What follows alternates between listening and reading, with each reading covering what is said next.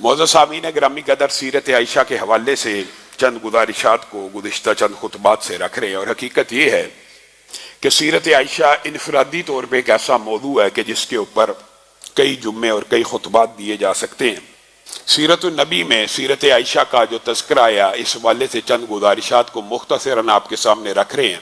وہ واقعات جو امی عائشہ کے ساتھ خاص ہیں، گزشتہ خطبے میں بھی اہل بیت کے ساتھ ان کی محبت کا ذکر کیا، لیکن یہ بھی صرف سرسری اور ایک قسم کی آپ کو طائرانہ نگاہ ان کی سیرت کے اوپر ڈلوائی جا رہی ہے۔ اگر کوئی خود مطالعہ کرنا چاہے، اور انشاءاللہ کبھی موقع ملا تو ازواج مطہرات کی سیرت کے حوالے سے مفصل گفتگو بھی رکھیں گے۔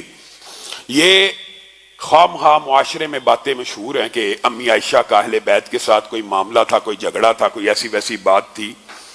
حضرت فاطمہ نے، آپ نے وہ مشہور حدیث تسبیح فاطمہ کی سنی ہوئی ہے، اس دن بھی اگر انتخاب کیا تھا تو امی عائشہ کا کیا تھا، اور آ کے اپنی ساری گزارشات کو امی عائشہ کے سامنے رکھا تھا کہ آپ رسول اللہ صلی اللہ علیہ وسلم کو کہہ دیجئے کہ اس طرح علی کے ہاتھ کے اوپر تو چھالے پڑ چکے ہیں، چکی پیس پیس کے میرے سینے میں بھی درد ہوتی ہے، اور حضرت علی بھی بیمار ہو چکے ہیں پانی لا لا کے۔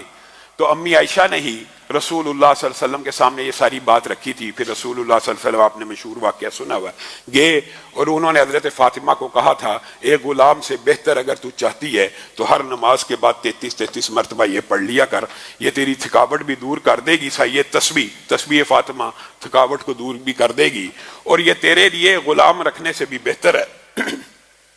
اسی طرح حضرت فاطمہ کو رسول اللہ صلی اللہ علیہ وسلم نے یہ کہہ دیا تھا، میں عائشہ سے محبت کرتا ہوں، اور میری بیٹی میں چاہتا ہوں جس سے میں محبت کرتا ہوں تو بھی اس سے محبت کیا کر۔ اور پھر تربیت کے طور پہ جب حضرت فاطمہ روٹی لے کے آئیں تو رسول اللہ صلی اللہ علیہ وسلم نے تربیت کے طور پر، اور یہ محبت کا بھی باب ہے، روٹی کا ٹکڑا توڑ یہ عائشہ کے لیے ہے، روٹی کا ٹکڑا توڑ یہ میری فلاں بیوی کے لیے ہے، یعنی ایک تربیت کا انداز۔ اور امی عائشہ نے بھی حضرت فاطمہ کے فضائل بیان کرنے میں کسی بھی قسم کی ہچکچاہٹ کا یا مداحنت کا مظاہرہ نہیں کیا۔ گزشتہ خطبے میں آپ کے سامنے یہ بات رکھی تھی کہ امی خدیجہ کی فضائل کی 90% سے زائد احادیث امی عائشہ سے مروی ہیں۔ اسی طرح حضرت فاطمہ کی سیرت کی بھی اکثر حدیثیں امی عائشہ سے مروی ہیں، اور امی عائشہ نے یہ حدیث بیان کی ہے کہ میں نے فاطمہ جیسی باوقار عورت کبھی نہیں دیکھی۔ آپ چلنے میں، انداز میں، اطوار میں بالکل اپنے باپ محمد صلی اللہ علیہ وسلم جیسی تھی۔ وہ آتی تو رسول اللہ صلی اللہ علیہ وسلم کے طرح وقار اور تمکنت سے چلتی ہوئی آتی، اور رسول اللہ کے ماتھے پہ بوسہ دیتی، اور رسول اللہ کے دائیں آ کے بیٹھ جاتی، اور رسول اللہ کبھی ان کے گھر جاتے تو آپ بھی وقار اور تمکنت کے ساتھ جاتے، ان کے ماتھے کو بوسہ دیتے۔ گویا اطوار، عادات، ساری چیزیں ملتی ہیں۔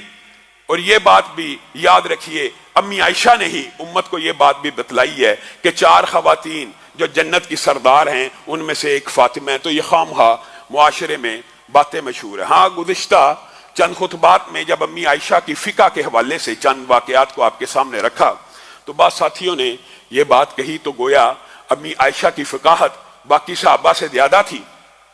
میرے بھائیوں، ایک بات، ایک منہج، ایک موقف سمجھ لیجئے، فقاہت کا ہے، فقاہت ہوتی ہے، امی عائشہ کے اندر بھی فقاہت ہے، عبداللہ ابن عمر کے اندر بھی، عبداللہ ابن عباس، ابو ہریرہ، فقاہت ہے۔ لیکن جو بات آپ کے سامنے رکھنا مقصود تھا، مطلوب تھا، وہ یہ نہیں تھی کہ امی عائشہ فلاں صحابی سے بڑی فقیہ ہیں، یا فلاں صحابی سے بڑی امام ہیں، یا فلاں صحابی سے بڑی مجتہد ہیں۔ آپ کے سامنے بات رکھنے کا مطلب یہ تھا کہ جہاں پہ حدیث رسول آ جائے وہاں پہ کسی کی فقاہت نہیں چلتی۔ جس کا موقف حدیث رسول کے مطابق ہوگا، جس کا موقف حدیث رسول کے مطابق ہوگا وہی موقف۔ اس کا مطلب یہ نہیں کہ امی عائشہ سے زندگی میں اجتہادات میں کبھی خطا نہیں ہوئی۔ ان معاملات میں جن صحابہ کا موقف حدیث کے قریب ہے آپ نے اس کو اختیار کرنا ہے۔ گویا یہ ہمارا مسلک بھی ہے، ہمارا منہج بھی ہے، ہمارا عقیدہ بھی ہے کہ کائنات کے اندر کسی کا فتویٰ حرف آخر نہیں ہے۔ حرف آخر کائنات میں اگر کسی کا فتویٰ ہے تو وہ محمد الرسول اللہ صلی اللہ علیہ وسلم ہے۔ دنیا میں باقی محمد صلی اللہ علیہ وسلم کے علاوہ جتنے بھی لوگ ہیں ان کے بارے میں یہ کہا جائے گا ان کا فتویٰ شریعت کے مطابق ہے، اور واحد محمد الرسول اللہ ہیں جن کے بارے میں کہا جائے گا صلی اللہ علیہ وسلم ان کا فتویٰ شریعت ہے۔